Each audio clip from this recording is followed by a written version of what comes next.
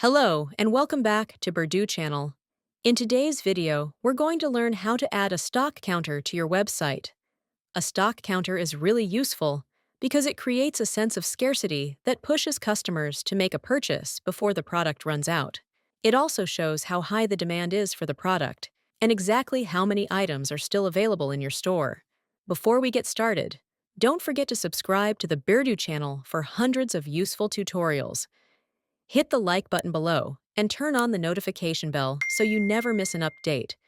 From your Purdue website dashboard, go to the Layout menu on the left sidebar, then open Custom Pages. Here, you can either create a new page or edit an existing one.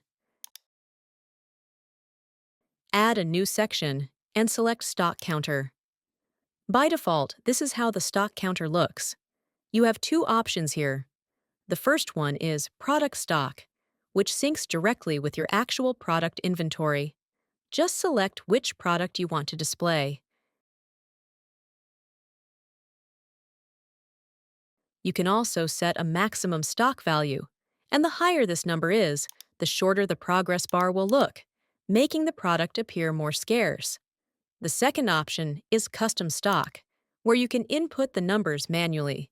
For example, let's say the product has only 6 items left out of 50. The progress bar color can also be changed here, along with the thickness of the outer and inner shadows, as well as other size adjustments. If you want to preview the progress bar animation, just click Trigger Animation right here. You can also edit the text displayed above the bar by going to this text menu. For example, I'm going to change this text to only open double curly brace, stock, close double curly brace, left in stock.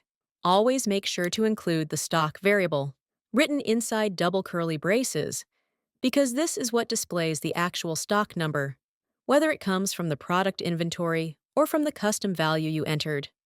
And of course, the number itself can be customized further, like changing its color or adding an underline. You can also switch the font style and tweak the font size if needed. When you're finished, click Done and drag the stock counter into the position that you want, and click Save. Now let's preview the page, and here it is, the stock counter we just created. Like this video, leave a comment below, and subscribe to the Purdue.id channel for more tutorials. Don't forget to follow Purdue's social media for more exciting content. See you soon!